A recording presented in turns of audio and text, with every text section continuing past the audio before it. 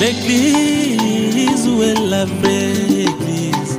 Pourquoi toutes ces églises? Seigneur, ouvrez mes yeux afin que moi je voie où est la vraie église.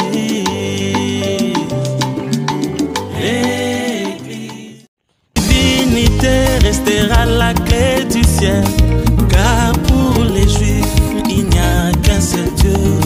Même les démons croient qu'il y a un seul Dieu. La Trinité n'est pas la pensée de Dieu. Voilà pourquoi je n'hésitais pas. La compréhension vous sera donnée facile. Et si je ne suis pas dans les révélations, Dieu a privé à Israël. Non, ici je suis. Non, ici je suis. La compréhension, c'est aussi le problème de la volonté. Chaque fois que les hommes de Dieu prêchent, nous vous demandons d'écrire quelque chose. Avoir ne fût-ce qu'une Bible. Si possible, enregistrer les audios. C'est très important. Très important. Aujourd'hui, nous commençons notre enseignement. Et je pense que tout au long de cet enseignement, il ne sortira pas de la même manière que tu es entré. Le Seigneur va te visiter. Le Seigneur va te visiter. Il ne sortira pas de la même manière. Vous croyez ça? Parce que moi je ne peux pas vous deviner ce que Dieu peut faire à nous. Ce que Dieu peut faire aujourd'hui ou demain. Mais dis-toi seulement que chaque jour que tu viens, c'est un jour de miracle. C'est un jour de guérison. C'est un jour de solution. C'est un jour de délivrance. Parce que chez Dieu, il n'y a jamais de jour spécial. Journée de miracles, 3 jours de miracles, 3 jours de la prophétie. C'est diabolique, satanique, enférique, chaque jour, Dieu opère de la manière dont lui-même veut. Le jour quand Pierre, Jacques et Jean sont allés dans les temples, ils ont vu un paralytique qui était là, il demandait l'argent. Ils ont répondu, nous n'avons pas l'or et l'argent à te donner. Ce que j'ai, je te le donne au nom de Jésus. Ce jour, ce n'était pas prévu. Dieu n'avait pas prévu ce jour-là qu'aujourd'hui il y aura des guérisons. Quand Dieu envoyait même les prophètes en Israël, les prophètes lui-même ne savaient pas que Dieu va lui parler aujourd'hui. C'est selon son bon plaisir. Dieu se lève comme ça. Tu te lèves seulement comme ça, Dieu te parle. Va dans la maison d'Isaïe, va me voir un roi, un fils que j'ai choisi. Mais les prophètes ne savaient pas. Mais les prophètes n'avaient pas prévu ça. Que le Seigneur vous bénisse. C'est que chaque jour que tu viens, c'est un jour de solution pour toi. Ne te fatigue pas de venir. C'est seulement chaque jour.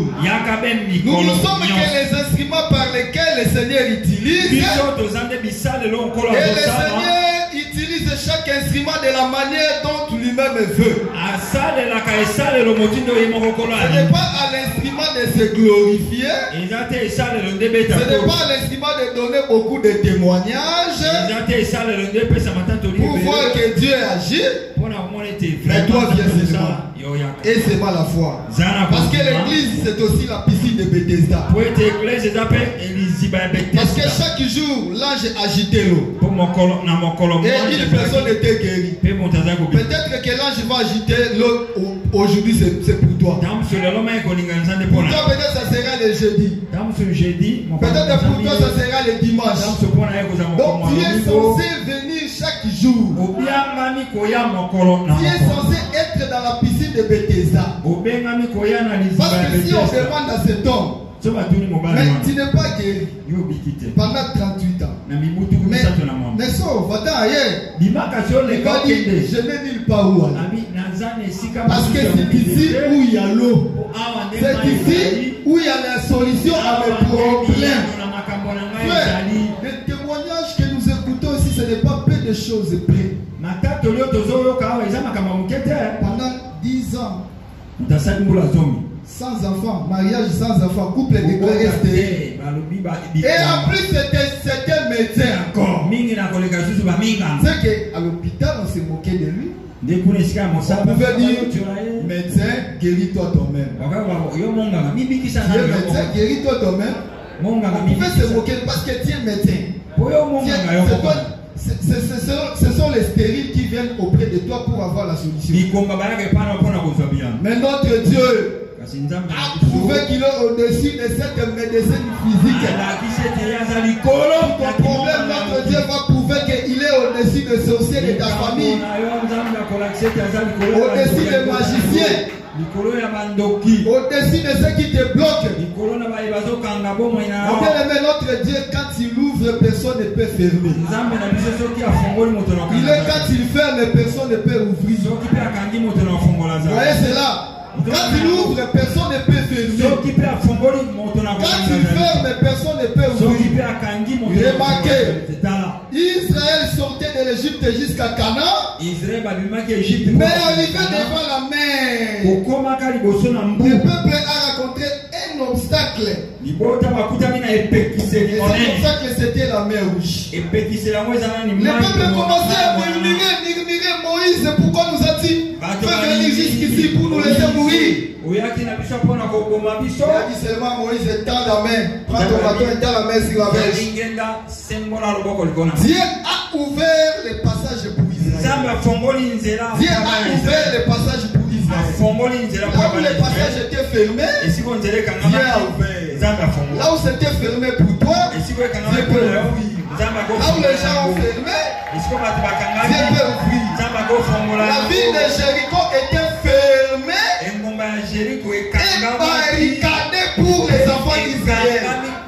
Mais le Seigneur a permis, par les 7 trompettes, qu'il y ait ouverture du chemin. Mais qui ont fermé les chemins pour Israël? Jéricho. Ils ont fermé les chemins pour qui? Pour Israël. Pour qu'Israël ne fasse qu'à n'entre pas. Mais eux-mêmes ne sortez pas. C'est-à-dire, quand les démons te bloquent, en réalité, il se bloque lui-même. Parce que lui-même va se bloquer dans cette prison-là. Il se retrouvera que lui-même ne sortira pas. Il n'entrera pas. Vous voyez cela? Mais pour Israël, Dieu a permis qu'il y ait les 7 trompettes. Les 7 trompettes aujourd'hui, c'est l'enseignement que Dieu est en train de suivre. À travers la parole, écoutez seulement la parole. Dieu va ouvrir les chemins qui étaient fermés. Mais je te dis que quand Dieu ferme, personne ne peut ouvrir. Parce que lorsqu'il a fermé l'arche de Noé, il a fermé la porte de l'arche de Noé. Même Noé lui-même ne pouvait pas ouvrir. Tous les gens qui étaient à l'extérieur, personne ne pouvait ouvrir. Est-ce qu'il n'y avait pas de forgerons dans ce pays-là? Il n'y avait pas de biret, il n'y avait pas de marteau. Si, il y en avait. Mais quand Dieu ferme, frère, c'est trop libre. Personne ne peut ouvrir. Si Dieu ferme, mon frère, personne ne peut ouvrir. Oh, tous ceux qui sont en Jésus, ils sont dans une ville sécurisée. C'est une ville fermée. Personne ne peut te toucher. Personne ne peut te saisir. Personne ne peut y entrer. Il peut faufiler le chemin par où, mais il n'y entrera pas. Parce que le chemin est fermé. Parce que Dieu a fermé la porte. Que le Seigneur vous bénisse. Nous allons faire la lecture. 1 Chronique chapitre 15. Notre sujet s'intitule Les instruments de la musique.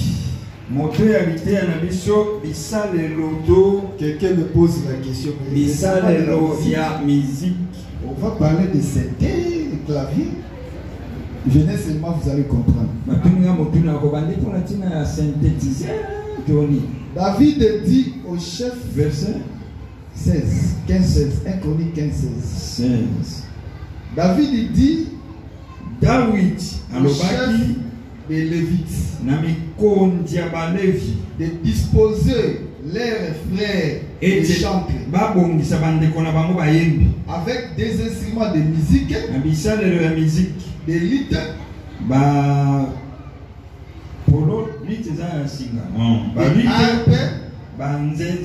des cymbales qui devaient faire retentir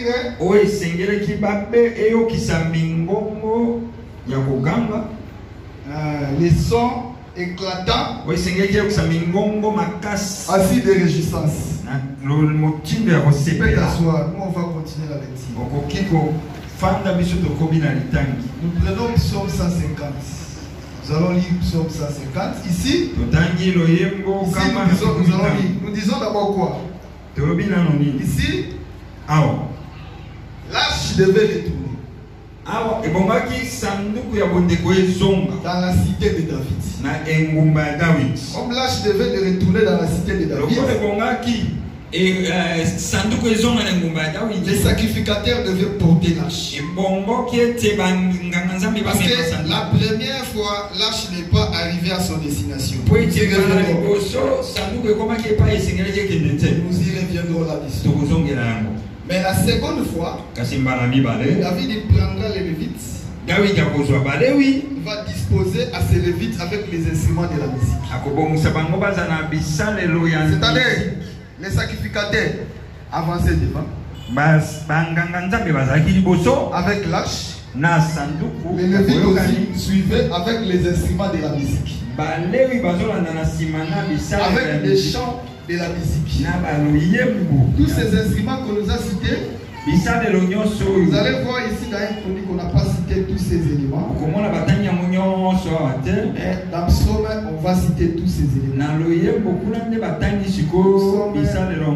Dans Psaume 150. Quand nous lisons, vous allez compter. Quand nous lisons, vous comptez. Il est dit, louez Dieu dans son sanctuaire. Louez-les dans l'étendue de sa puissance. On commence au verset 3. Louez-les au son de la trompette. Combien? Trompette combien? Ok. Louez-les avec les luttes. Combien?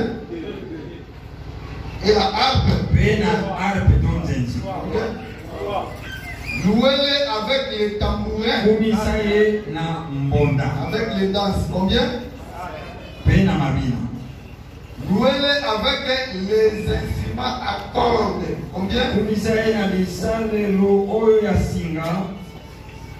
Et les chalumeaux. Combien? Louez-les avec les cymbales sonores. Combien? Louez-les avec les cymbales sonores et retentissantes. Combien? Il y a combien de cymbales? Vous avez bien dit. Il y a combien de cymbales? 9. Qui disent 8? Ah donc vous scindez les deux cymbales. Hein? Il y a combien de cymbales? Qui disent 17, qui disent 8? Ok, nous y reviendrons. Avant de donner les détails sur tous ces instruments de la musique, il ne faut pas parler des instruments de la musique sans pour autant parler de la musique. Il faut que les gens sachent d'abord la musique. Et ce sont les instruments qui accompagnent la musique. Ce sont des instruments qui font partie de la musique. Ils sont aussi inclus dans la musique. C'est qu'on ne peut pas étudier un instrument sans pour autant avoir la notion de la musique. Il faudrait d'abord que tu aies la notion de la musique. C'est ainsi que tu auras maintenant la facilité de manipuler les instruments. Maintenant, chaque instrument est un enseignement donné. Chaque instrument a sa place réservée. Chaque instrument a son utilité. On ne peut pas confondre l'instrument à cordes avec l'instrument avant. Les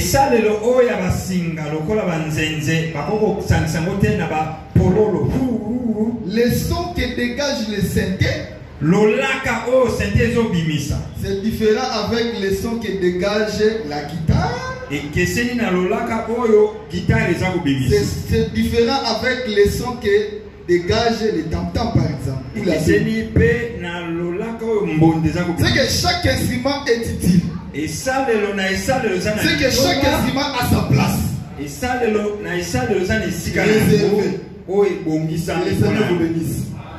La musique est définie comme en français. Selon le dictionnaire français, c'est la capacité intuitive de l'être humain de combiner les sons de façon mélodique, harmonieuse, harmonique et rythmique. Oui, c'est ça ce que le dictionnaire nous explique sur la musique. Ça dit, la musique c'est l'art de combiner les sons. On ne peut pas parler de la musique sans pour autant parler du son. Maintenant, pour expliquer la musique, pour comprendre, pour que tu puisses comprendre, nous allons expliquer les termes. Nous avons le chanteur, okay? Nous avons la chanson, okay? Nous avons les instruments, vous voyez, et nous avons aussi les joueurs des instruments. Tout ce concept-là va composer ce que nous appelons la musique. Mais il y a aussi les danses qui s'accompagnent. Parce qu'on ne peut pas danser si on n'a pas écouté les sons de la musique. On ne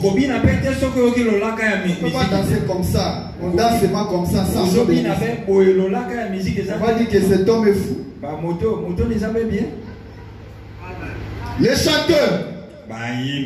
Les chanteurs, selon Ézéchiel chapitre 33. Est-ce que quelqu'un peut nous lire? On peut nous aider pour la lecture. Ézéchiel 33, 32.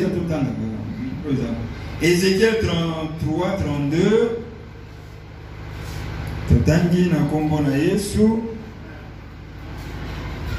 Excusez, 33, 32.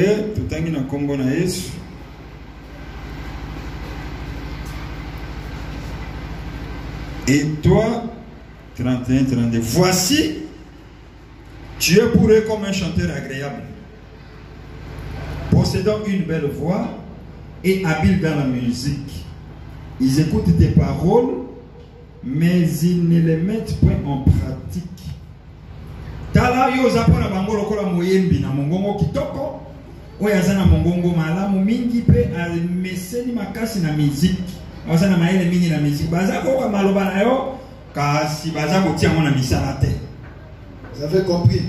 Donc ici, le prédicateur, le prophète est présenté comme un chanteur.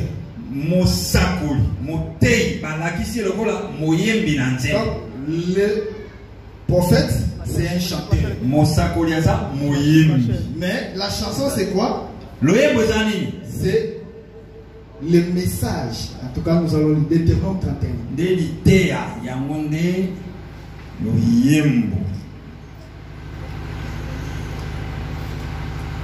Deutéronome 31, verset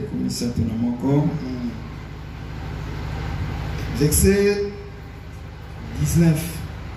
Maintenant, écrivez ces cantiques. Enseigne-les aux enfants d'Israël.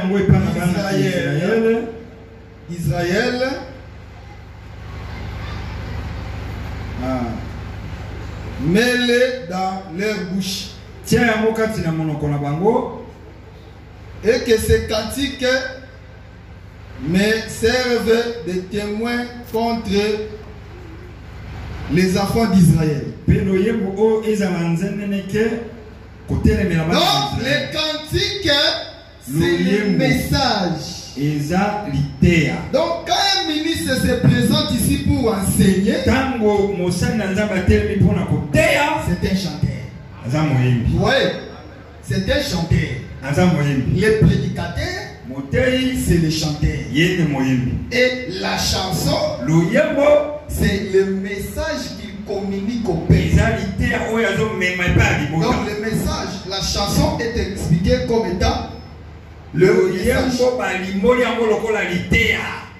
Le Seigneur vous bénisse. Mais on dit, c'est un chanteur agréable. Il doit posséder une belle voix. Il doit être habile dans la musique. La musique n'est pas réservée à qui que ce soit. Le problème de la musique, c'est l'habileté. Voilà pourquoi nous conseillons même les frères qui viennent de chanter ici. Avant de chanter, il faut bien maîtriser la chanson. Il faut bien maîtriser les rythmes. Parce qu'on dit d'une façon rythmique. D'une façon harmonique. Ne viens pas ici pour les avantir. Parce que la chanson, les chanteurs doivent avoir une belle voix. Si une personne est appelée à avoir une belle voix, sa place c'est là-bas. Si il a une belle voix, sa place c'est là-bas. Parce que les chanteurs, c'est avoir la belle voix. Si la musique n'est pas ton domaine, ne viens pas chanter. Il faut c'est pas la nature. Frère John, avant de chanter, il faut répéter. Hein? À la seconde fois, il faut répéter avec les chants. Après, on ne vient pas ici pour tâtonner. Parce que l'habileté, ça dit, les chanteurs doivent avoir l'habileté. L'habileté, c'est l'art de convaincre. C'est l'art de séduire. Quand un musicien chante, vous écoutez comme votre sœur que vous aimez, la sœur Jean, vous êtes séduit par la mélodie. Vous êtes séduit par la chanson. Avec un son. Donc un son là donc est terrible. Avec une belle voix. Oui, c'est ça la musique, frère. Donc le musicien doit avoir la belle voix. Voilà pourquoi les ministères, on n'étudie pas les ministères à l'école. C'est une capacité que Dieu a donnée à quelqu'un de voir. Parce que les ministères, c'est l'art de convaincre. L'art d'enseigner, l'art d'exhorter, l'art de convaincre. Les ministres, c'est la personne qui maîtrise les Écritures, qui maîtrise la science. Il ne passera pas pour dire il y a 38 Jésus dans le monde. Le nom de Jésus signifie poisson. Le nom de Jésus signifie ictus. Il ne passera pas pour prêcher des choses comme ça. Ça, c'était, on appelle profane. Ok. Profane. En matière de la musique, on appelle ça profane. Donc le ministre ne peut pas être un profane. Alchimiste, ce n'est pas quelqu'un qui n'a pas maîtrisé la matière. Quelqu'un qui n'a pas maîtrisé les choses. Il ne peut pas être un profane. Mais il doit avoir la maîtrise. Et celui qui défend, et celui qui le défend. Il le défend avec précision, avec un détail. Que le Seigneur vous bénisse. Donc c'est ça les chanteurs qui possèdent une voix agréable. Une belle voix. La voix agréable, c'est la voix qui attire les gens. Si le musicien chante avec une belle voix, c'est la voix qui donne à tout le monde l'oreille d'écouter. Tout le monde va piéter l'oreille d'écouter. Parce qu'il y a une voix qui sort. Mais si la voix est désagréable, c'est la voix qui chasse les gens. C'est la voix qui dégage les gens. Ah, Dieu lui-même, c'est le chanteur véritable, non? Pendant la loi, il a chanté avec un chant désagréable, avec une voix désagréable.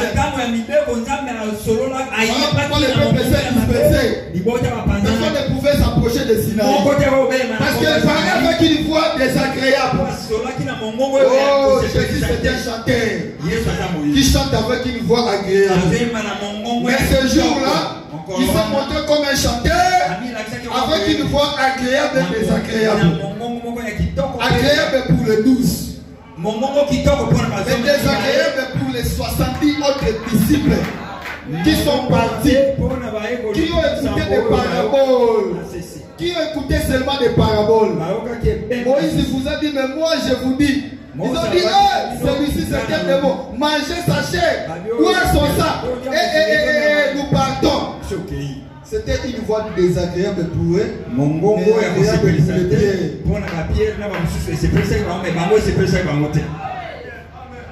Que le Seigneur vous bénisse. Donc le chanteur doit avoir une voix agréable.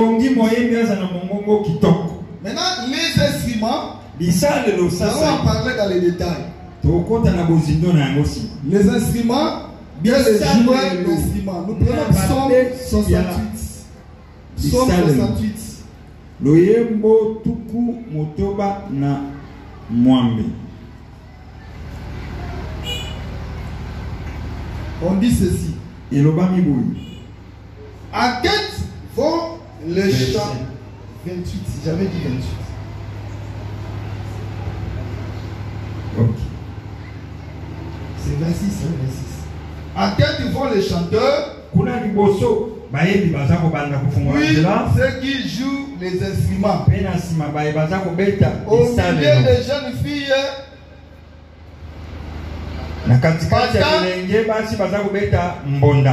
Les tambourins. Que les Seigneur bénisse. C'est-à-dire c'est toujours la complémentarité. Hein. Cette écriture. Quand l'âge est rentré, on a dit les chanteurs marchaient devant. Après, suivez les joueurs des instruments. Donc, les joueurs des instruments étaient derrière et les chanteurs étaient devant. En principe, un joueur d'instrument ne peut pas être président à groupe.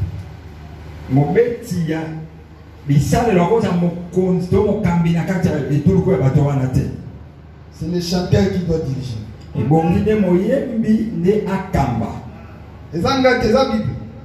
c'est la Bible, non? Parce que les chanteurs étaient devant.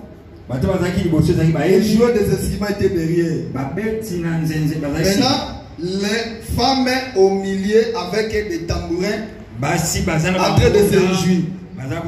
C'est toujours lorsque l'arche était en train de rentrer. C'était l'ordre que David avait passé. Mais nous disons quoi? L'instrument c'est quoi?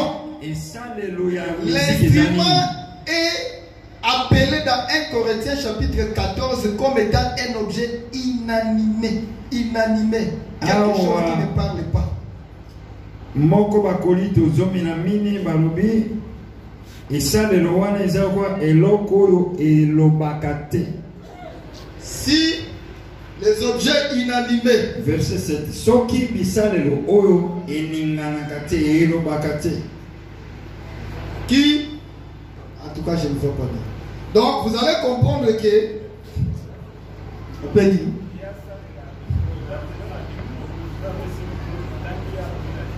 ah ok, c'est pour le micro. Hein.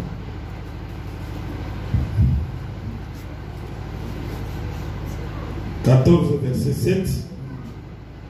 Si les objets inanimés qui rendent un son,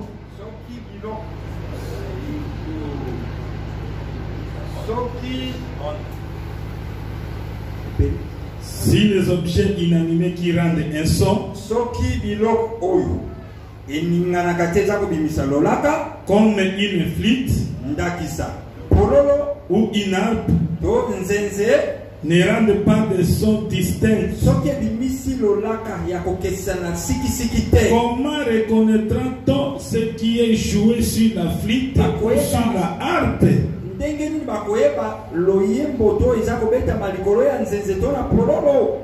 Ici, j'ai pris seulement cette écriture pour dire que l'instrument, c'est un objet inanimé. C'est-à-dire quoi?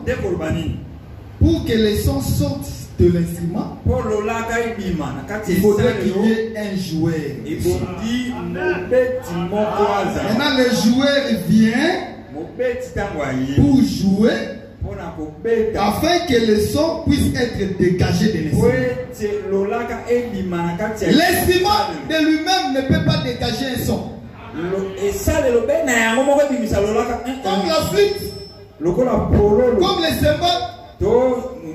cymbales, comme les synthés que vous voyez, hein? Comme les guitares que vous voyez, elle-même ne peut pas dégager les sons. Il faudrait un joueur d'instrument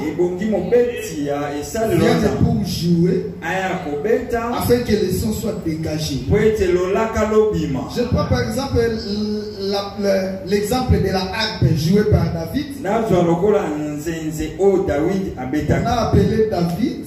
Il faudrait que David vienne pour jouer avec ses bras, ses doigts, la harpe qui est le afin que le son soit dégagé. Disons que l'instrument qui ne parle pas, qui est l'objet muet, ce sont les écritures. Et ça, mais le ministre, c'est le joueur d'instrument qui va parler les écritures.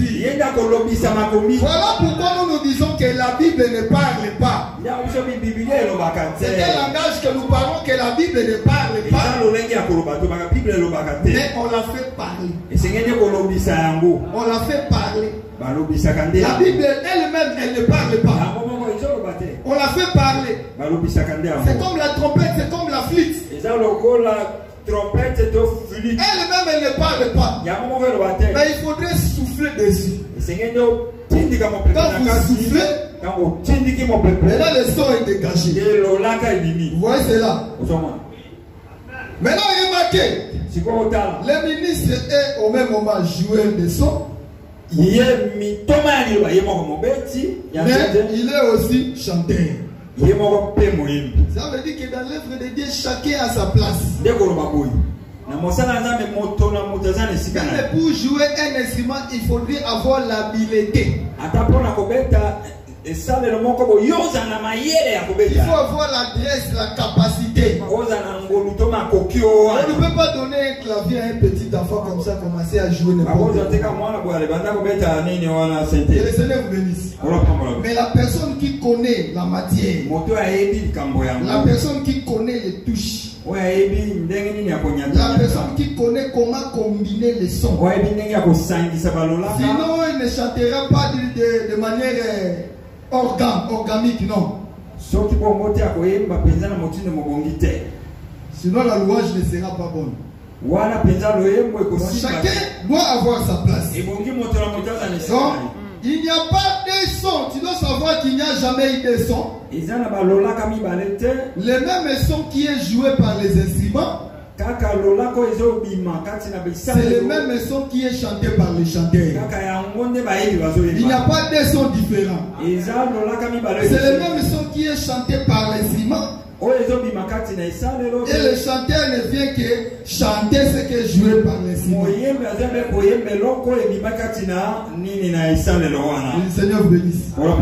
Donc ce n'est qu'un seul son. Quelqu'un doit avoir la matière, la maîtrise, la connaissance de toutes ces choses.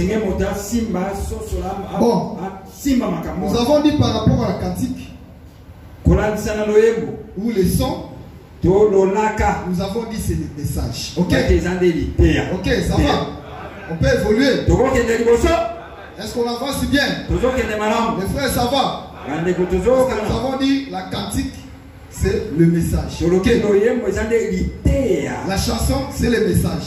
Mais vous devez savoir, il y a des sortes de cantiques. Il y a des sortes de sons.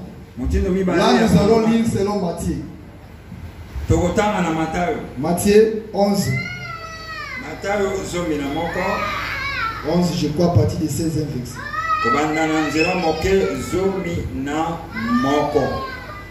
Si le docteur Franck peut nous aider. Matthieu 11, 16e verset. À qui comparerai-je cette génération?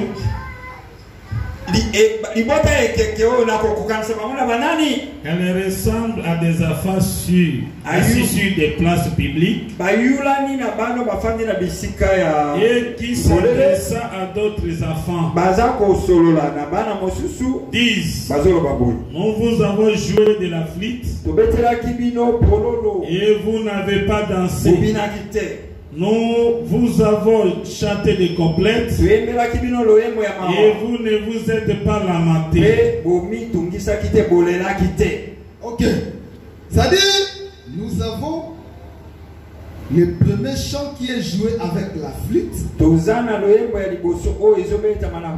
l'autre chant, c'est les complètes. Complètes, c'est aussi les cantiques funèbres. Ok. Il y a deux sortes de chants. Il y a un chant pour se réjouir, pour que les gens dansent. Ok. Il y a un autre chant pour que les gens plaisent, pour que les gens se lamentent. Mais Jésus compare cette génération-là aux enfants qui sont assis à des places, à la place qui s'adressent aux autres enfants.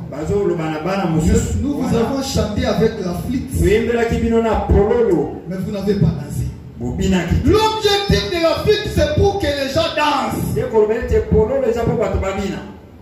Mais l'objectif de la chanson, les cantiques funèbres, pour que le peuple plaise, se lamente. Des chants de joie, c'est avec le flûte, pour que les gens se réjouissent. Parce que nous comprenons que le flûte, c'est un instrument de réjouissance.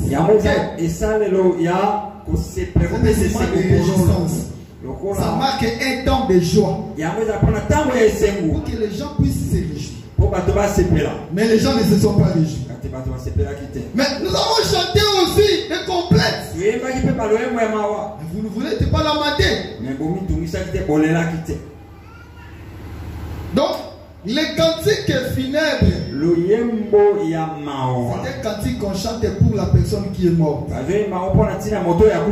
Si vous lisez dans 2 Samuel chapitre 1 verset 17, vous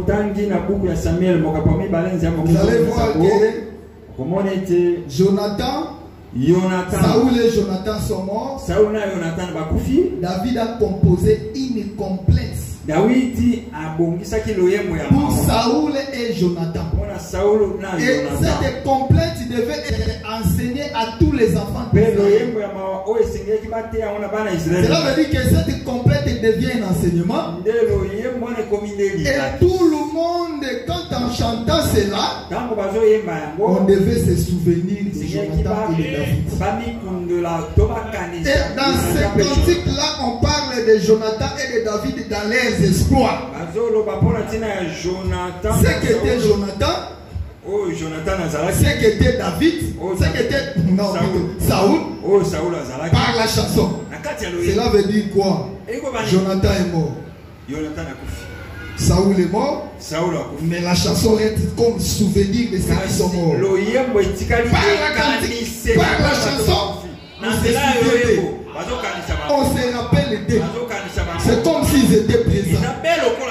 Ok. Abner, dans 2 Samuel encore, chapitre 3. Abner est mort. Parce que c'est Joab qui a tué Abner. David a composé encore une complète pour Abner. Dans Jérémie chapitre 25, le roi Josias est mort. Vous allez voir que Jérémie va composer une complète pour le roi Josias.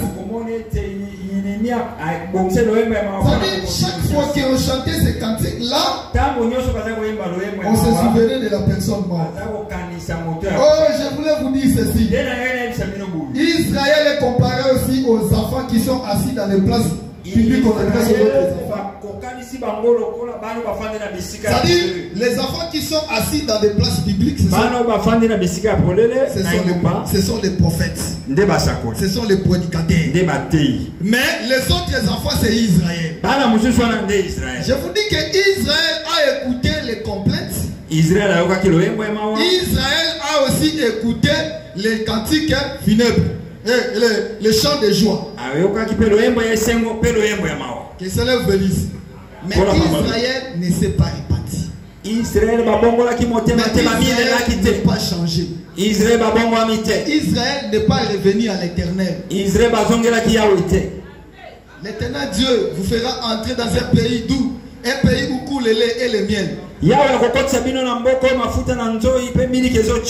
Ce sont des cantiques de joie. Les Égyptiens que vous voyez, vous ne les verrez plus jamais. Vous ne les verrez plus jamais. Ce sont des cantiques de joie. Ok. Mais il y avait aussi des cantiques funèbres.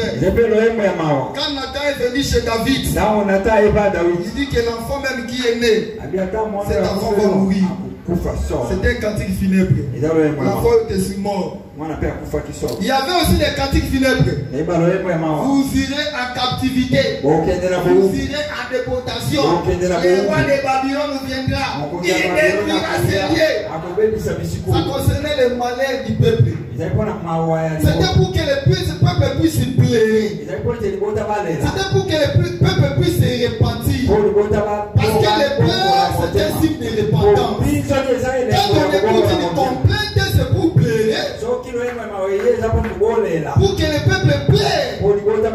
Mais Israël n'a pas pleuré. Oh, cette génération-là, c'est aussi pareil à la génération d'aujourd'hui. Aux chrétiens d'aujourd'hui qui viennent à l'église et qui sont devenus des maïmaï. Complainte, rien. Rien. Chant de joie, rien. Que le Seigneur vous bénisse. Donc, nous écoutons les deux chants. Ok? Ok? Les deux cantiques, nous les écoutons aussi. Ok?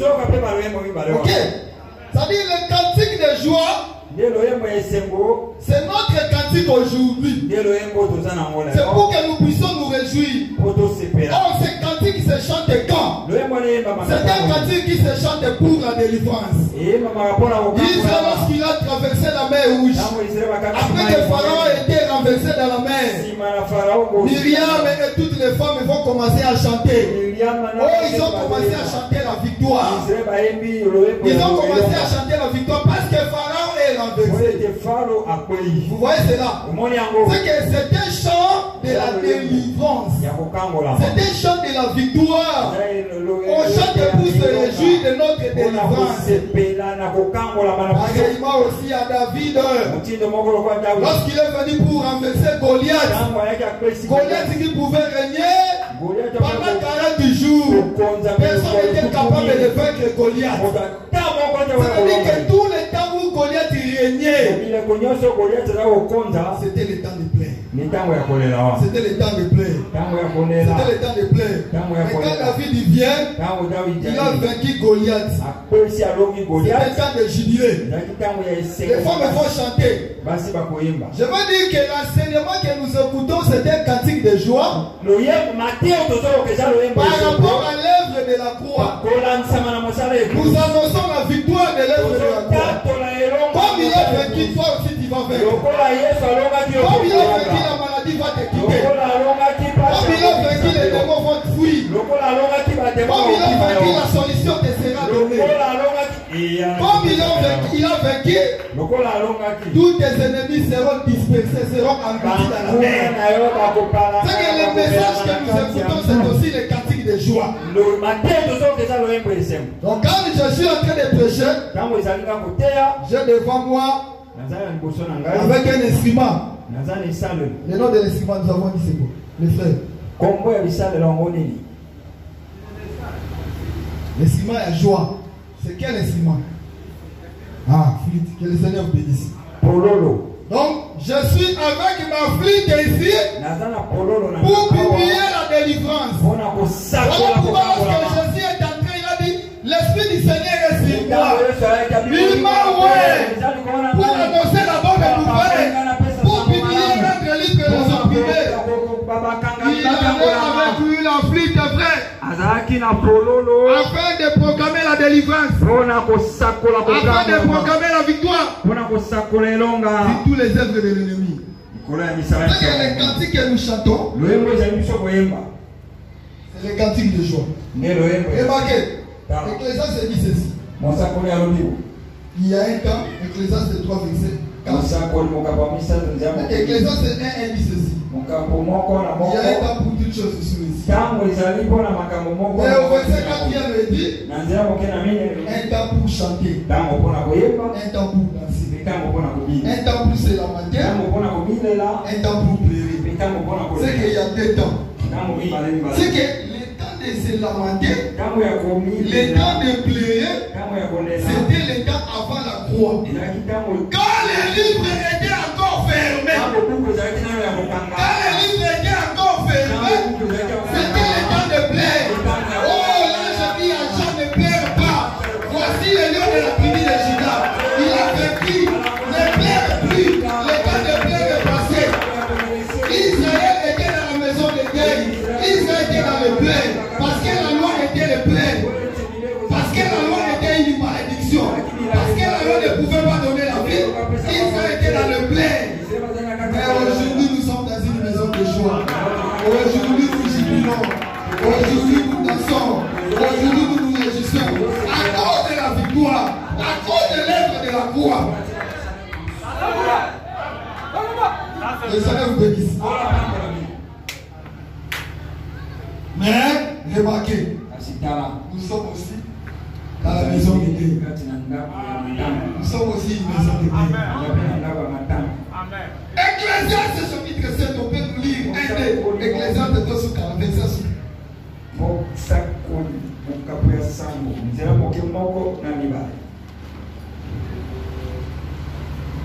Une bonne réputation vaut mieux que les bons parfaits. Et les jours de la naissance, les jours de la mort que les jours de la naissance. Mieux vaut aller dans une maison de deuil et d'aller dans une maison de festin. Car c'est là la fin de tout temps. Et celui qui vit prend la chose à cœur. Est-ce que tu peux acclamer d'abord pour lui? On dit, il y a un temps, remarquez, il y a un temps pour se lamenter, ok? Il y a un temps pour pleurer. Il y a un temps pour se réjouir, ok? Il y a un temps pour danser, ok? Mais on danse où? Dans la maison de festin, ok? On se réjouit dans la maison de festin. Mais on pleure où? Dans la maison de deuil. Ok? On plaît dans la maison de Dieu. C'est là où on plaît. On se lamente où? Donc quand tu vois seulement les cadavres, Dieu est en train de se lamenter. Ah, il faisait ceci. Ah, voyez. Faut se lamenter pour lui. Voyez. Donc c'est dans la maison de quoi? Maison de Dieu. Mais de l'autre côté, il y a un choix. Ici, quand nous écoutons la complainte, et remarquez, c'est que nous sommes dans une maison de Dieu. La complainte que nous écoutons, c'est le message aussi de la croix. Ça parle de la mort de Jonathan, la mort de Saoul, la mort d'Abner, la mort de Josias. Ça dit que ça nous parle de leurs œuvres. Quand nous écoutons ce message-là, nous nous souvenons de lui. Parce que Jésus-Christ est lui le véritable Abner, véritable Jonathan Saoul. Comme Jonathan Saoul, c'est lui le père et le fils. Véritable roi Josias, c'est un roi qui n'a pas péché. Un roi juste. Que le Seigneur bénisse. Donc Jésus-Christ est ensemble de tout. Donc nous venons ici, nous écoutons la complainte. Pour que les peuples pleurent, frère. Les pleurs, c'est le signe de repentance. Ce jour-là, lorsque Pierre a prêché, les gens disent, oh mes frères, que ferons-nous? Pour que les gens puissent se repentir, pour que les gens puissent laisser les mauvaises œuvres, pour que les gens laissent l'épidicité. C'est ça l'objectif de la cantique funèbre, frère. On peut pas venir à l'église, mais les gens ne changent pas. Ce sont les rabbis qui ne changent pas. Quand il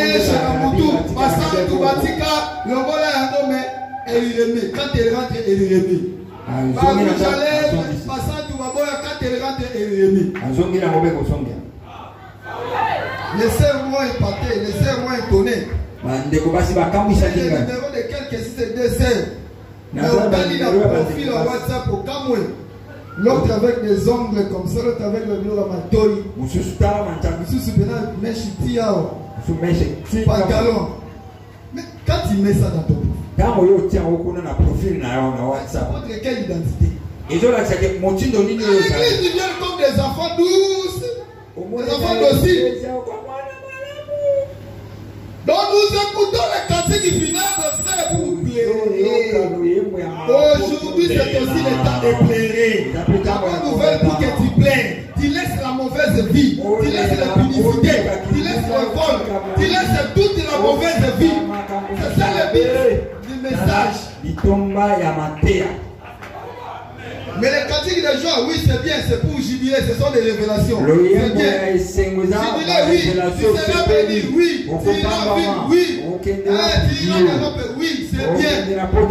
Mais il faut savoir aussi, les cantiques funèbres, il faut aussi pleurer pour ta vie, pour ton comportement. Il faut pleurer, il faut laisser la mauvaise vie. Que le Seigneur vous bénisse. Donc tous ces cantiques sont importants. Vous allez voir que dans la maison de Dieu, on ne mange pas. Mais on mange dans la maison de Job. Voilà pourquoi Israël est un sacerdoce qui était caractérisé par le manger et le boire. Voilà pourquoi la Bible dit que le royaume des cieux, ce n'est pas le manger et le boire. Cette manière est agréable à Dieu. Ici, on ne dira pas que manger la viande, c'est mauvais, non. Oh non, on ne peut pas manger la viande de porc. Ça n'a rien à voir. On ne peut pas boire du sang. Ça n'a rien à voir. Ça c'était pour Israël, qui était caractérisé par le manger et le boire. Et aujourd'hui nous sommes dans la maison de Dieu. Nous sommes dans la maison de Dieu. Nous devons pleurer, frère. Nous devons pleurer. Oh bien aimé, tu vas savoir ceci. Deutéronome chapitre 8 verset 7.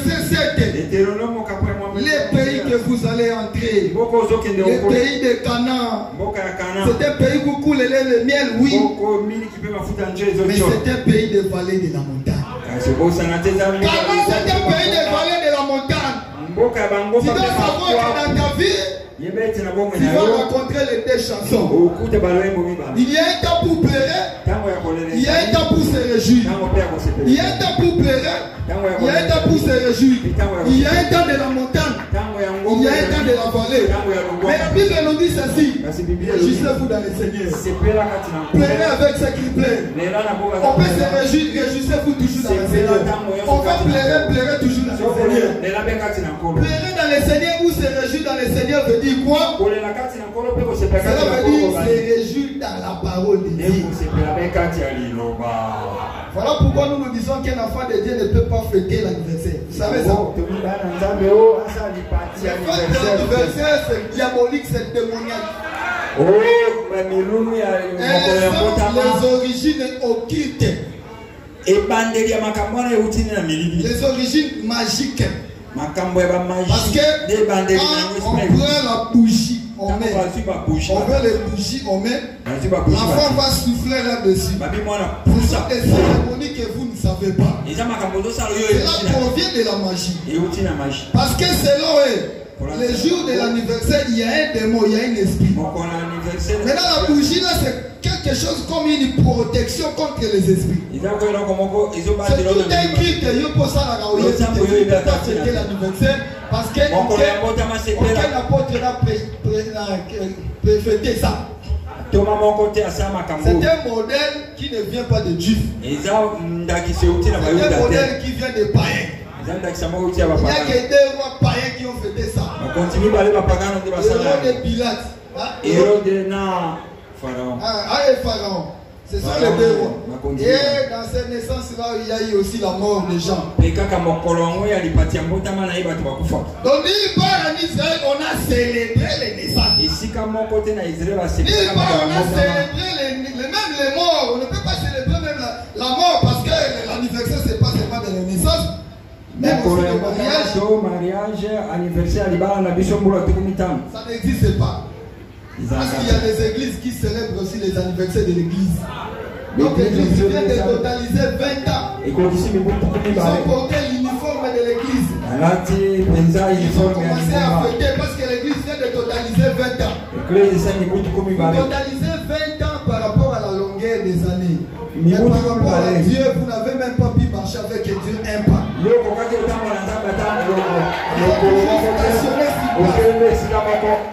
On peut faire 20 ans. On est sur place. On n'a pas évolué. Quelqu'un peut faire 2 ans. On a beaucoup évolué dans les faux. Venir à l'église. La parole. Écoutez la parole. Pour que nous puissions mettre cette parole. Donc c'est ça les deux cantiques. Nous écoutons. Afin que nous puissions nous répartir. Afin que nous puissions pleurer. Mais afin que nous puissions aussi être dans la joie parce que l'œuvre a été faite pour nous. Les bien-aimés, nous ne venons pas ici pour passer le temps. Nous ne venons pas passer le temps. Ils ne sont pas comparables à ces gens qui ne changent pas les mailles, qui ne changent pas. Tous les passages qu'on va ça ne passe pas. Que le Seigneur vous bénisse. On va prier.